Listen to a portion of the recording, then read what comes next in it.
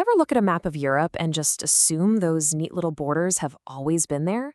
Well, we kind of take the whole nation-state thing for granted. But the truth is, the Europe we know today was actually forged through a fascinating, chaotic, and honestly, sometimes brutal century-long journey. So in today's Explainer, we're diving right into the rise of nationalism in Europe. We'll break down exactly how modern European nations were literally constructed out of the ashes of sprawling, multinational dynastic empires. To help us navigate all this, here is our roadmap for today. We'll start with the dream of nations, see how that caught fire with the French spark, and meet the romantics and revolutionaries.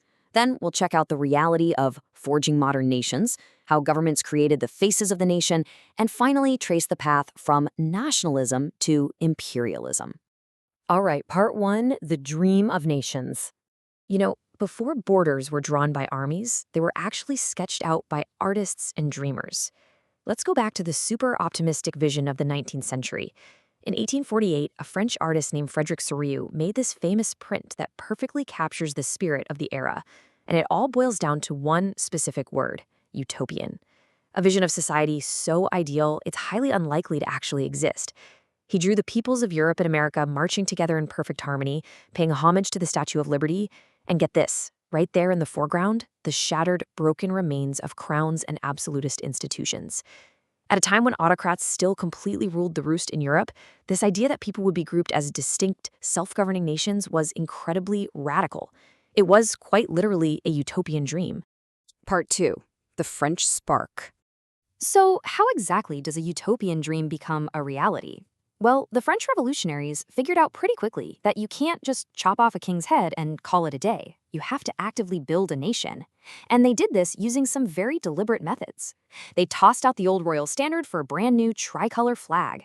They scrapped all those confusing regional rules, bringing in uniform laws and standard weights. They even clamped down on regional dialects to ensure Parisian French became the common language. And crucially, they pushed this powerful new idea of la patrie, the fatherland. It really goes to show that a nation isn't just something you're born into. It's something that is intentionally, actively designed. Decades later, in 1882, the French philosopher Ernst Renan really chewed on this idea of what actually makes a nation, and his takeaway was pretty profound. He pushed back hard against the idea that a nation is just about a shared language or a shared race. Instead, he argued that a nation is the large-scale solidarity. As he put it, its existence is a daily plebiscite, basically a daily vote. A nation is built on a common will in the present and shared sacrifices from the past. It's an active, ongoing choice by the people to stick together. Moving on to part 3, romantics and revolutionaries. As this idea of the nation started to spread, it stirred up some fierce passions. But nationalism didn't just spread down the barrel of a gun. It moved through poetry, art, and folklore. Welcome to the era of Romanticism, where emotions and collective heritage completely overshadowed cold, hard science. Culture was literally weaponized. Take Poland, for example. After Russia occupied them, the Polish language was forced out of schools. So what did the Polish clergy do? They defiantly kept using their language in churches as a direct weapon of resistance against Russian rule. And hey, you know the Grimm brothers? They didn't just write fairy tales to entertain kids. They genuinely believed that collecting these authentic folk tales was a vital political project to forge a pure German identity and push back against French cultural dominance. Pretty wild, right? But we have to remember, this revolutionary spirit definitely had its limits, especially when it came down to who actually gets to be a full citizen. If we look at the 1848 liberal revolutions, there's this intense ideological clash. On one hand, you have the conservative view, like politician Karl Welcker, who argued that nature designated women as weaker and meant strictly for the home, flat out opposing their equality. On the flip side, you have liberal activists like Louise Otto Peters firing right back, declaring that liberty is indivisible and arguing that free men shouldn't tolerate being surrounded by the unfree. It's really fascinating to see how, in an era obsessed with fighting for freedom, the actual definition of who deserved that freedom was being hotly debated. Of course, all this ideological tension eventually spilled over into real physical conflict, kicking off a super chaotic age of revolutions. In 1821, you have the Greek struggle for independence against the Ottoman Empire, heavily backed by European romantics. Fast forward to 1830, and the July Revolution overthrows the restored Bourbon kings in France. Then hits 1848, a massive year. Revolutions spread like wildfire across the whole continent, and the Frankfurt Parliament even convenes to try and unify Germany through a democratic constitution. The utopian dream was definitely reshaping the political landscape, but man, it was doing it through some incredibly bloody uprisings. All right, part 4, Forging Modern Nations.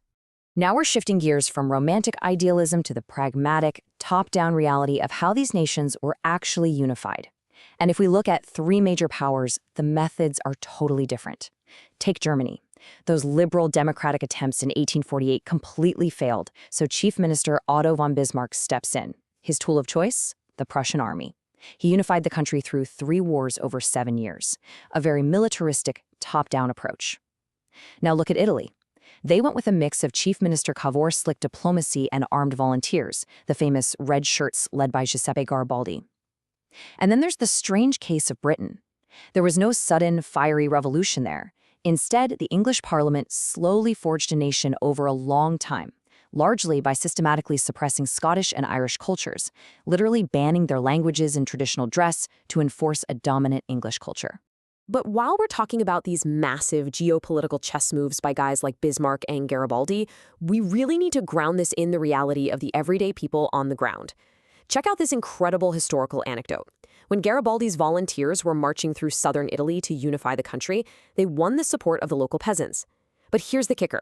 Illiteracy rates were so high that many of these peasant masses had literally never heard the word Italia. When they were cheering for l'Italia, they genuinely believed it was the name of King Victor Emmanuel's wife. It's a hilarious but telling reminder of the massive gap between the educated architects building the nation and the actual people living in it. Part 5, Faces of the Nation.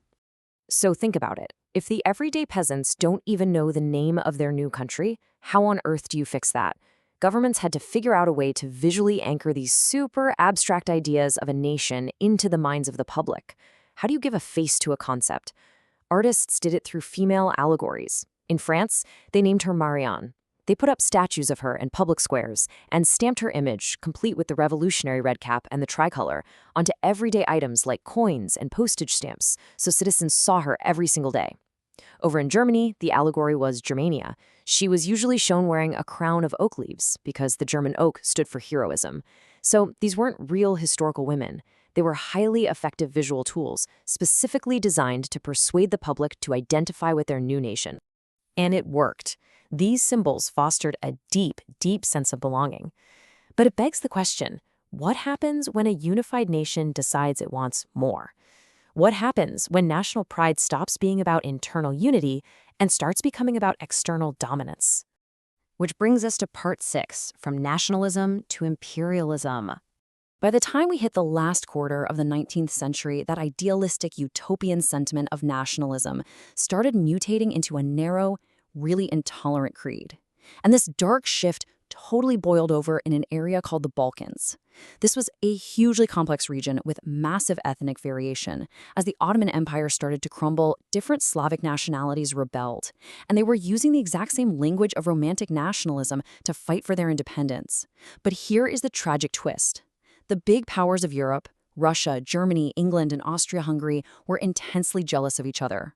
They stepped in and actively manipulated these local nationalist aspirations, not because they cared about freedom, but just to extend their own imperial control over the region. They took local struggles for identity and turned them into an explosive global rivalry. Which leaves us with one final, pretty heavy question today. Did the pursuit of the nation-state ultimately bring liberation to the peoples of Europe? Or did aligning nationalism with imperialism just set the stage for the disastrous outbreak of World War I in 1914? I mean, what started as a beautiful utopian dream of democratic republics marching in perfect harmony literally ended in the trenches. Understanding this history feels so vital because the concept of the nation-state still completely defines our global political world today. Thinking about this incredible journey definitely gives us a powerful new lens to look at the borders on our own maps. Thanks so much for exploring this explainer with me today.